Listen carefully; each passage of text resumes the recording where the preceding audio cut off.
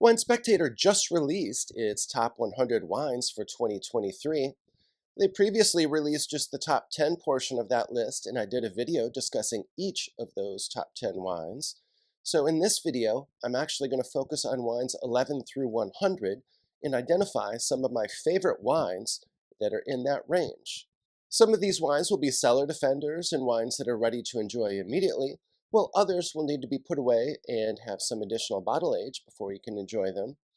These wines will range in price from anywhere from $20 to $80, and there's actually 3 wines in the 25 and under price range. So this is a good one for bargain hunters.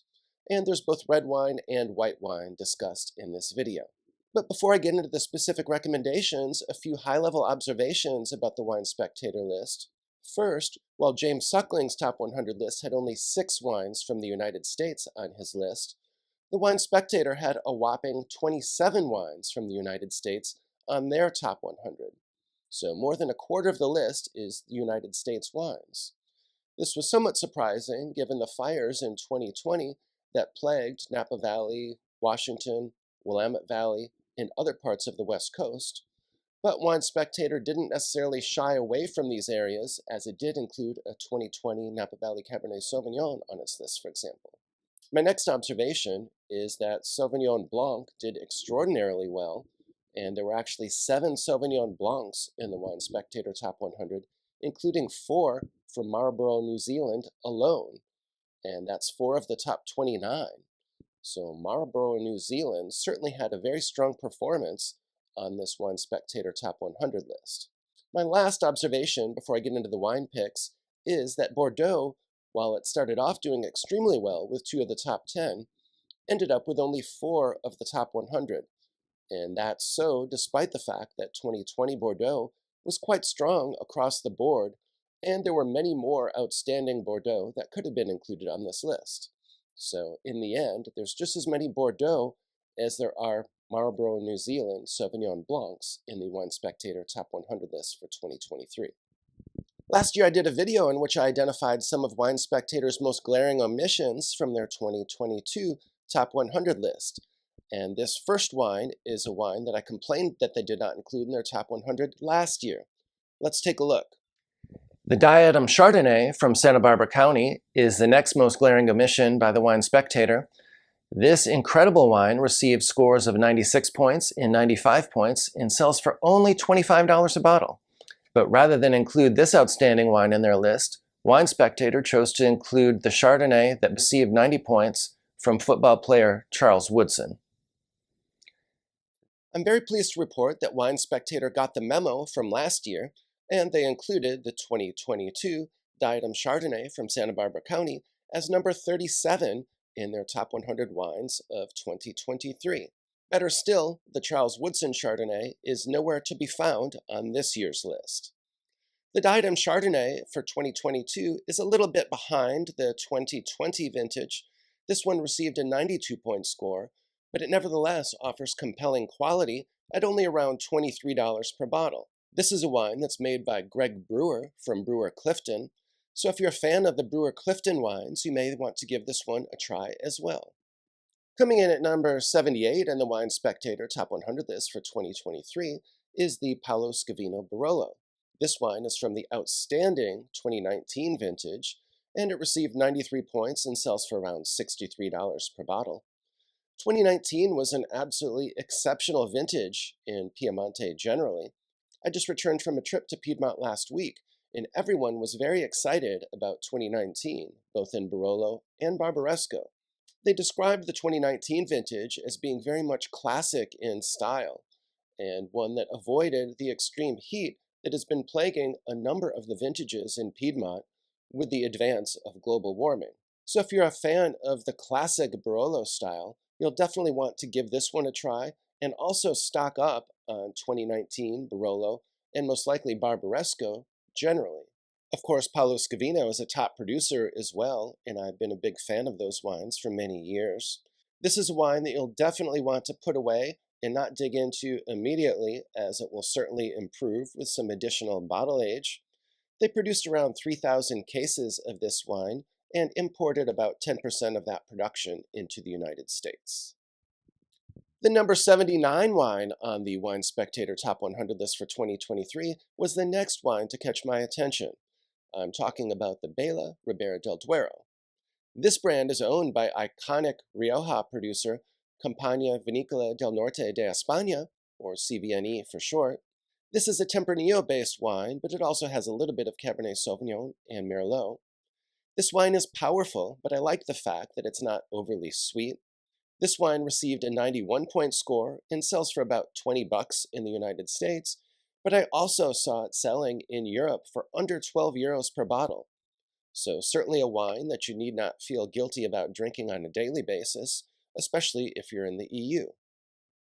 Unbeatable quality, indisputably aristocratic, and ludicrously unfashionable is how Jancis Robinson aptly described Riesling. Fortunately, however, for open-minded consumers, this means that high-quality Riesling is available for extremely reasonable prices. For example, number 71 on the Wine Spectator Top 100 list for 2023 is the 2020 Selbach-Oster Kabinett Riesling from Mosel, Germany. This wine has some residual sugar, so when I'm enjoying it with food, I like to select cuisine that has a lot of spice to it, such as Indian cuisine or perhaps Mexican food. The sweetness really helps to offset the heat from the food, and it has ample acidity to balance the sweetness. This is one that's ready to enjoy immediately, and I also tend to enjoy this one on a patio on a hot summer day. This Riesling received a 90-point score from Wine Spectator and sells for a very reasonable $23 per bottle. This is a wine that you can enjoy immediately, and in fact one that you should probably consume within the first few years. If you're interested in wine recommendations, wine collecting strategies, and learning more about wine, please do subscribe to my channel. I've been collecting wine for more than 15 years and also have a level 4 diploma from the WSET. So I have both formal certification as well as substantial practical knowledge from the School of Hard Knocks. Clos Apalta is one of my favorite producers, not only in the Colchagua Valley, but in Chile generally. While the top wine is always outstanding, it is their second wine that came in at number 40 in Wine Spectator's Top 100 Wines for 2023, namely the Le Petit Clos Apalta. This wine is a Carmenere dominant Bordeaux blend. It received an impressive 94-point score and sells for around $55 per bottle. This wine matures for 8 months in 100% new French oak, followed by an additional 14 months in a blend of 50% new oak and 50% one-year oak. This is a full-bodied wine with lush fruit and smooth tannins.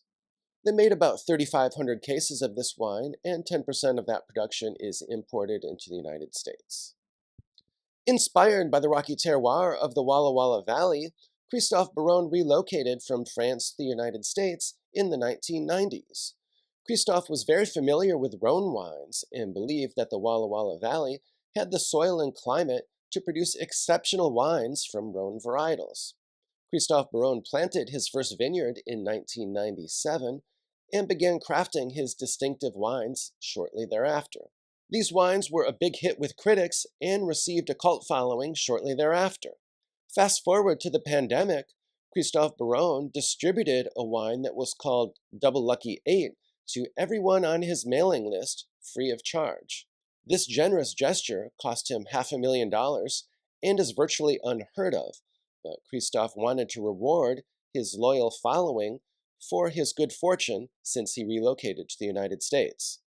The 2019 vintage of the No Girls Double Lucky 8 received a 95-point score from Wine Spectator and sells for $55 per bottle. This was good enough to achieve the number 28 position on Wine Spectator's Top 100 list for 2023. When I spoke with Kristoff Baron at TechSomm in August, he explained that the Double Lucky 8 was his spin on a Côte de Rhône. It's Grenache dominant and includes some Syrah, but rather than another Rhône varietal, he added Tempranillo. And so this outstanding wine is a nice way for you to try one of Kristoff Baron's compelling wines without spending more than $100 per bottle. The Rivers Marie Sonoma Coast Pinot Noir has been one of the most compelling quality-to-price ratio wines in all of California for many years. So it was no surprise to me that the number 23 wine on Wine Spectator's Top 100 list for 2023 was the 2021 vintage of the Rivers Marie Sonoma Coast Pinot Noir. This impressive wine sells for only $35, yet received a 94-point score. Rivers Marie is a winery that is owned by famous NAPA winemaker and consultant Thomas Rivers Brown, or TRB, and his wife. The winery's name was created by combining their middle names.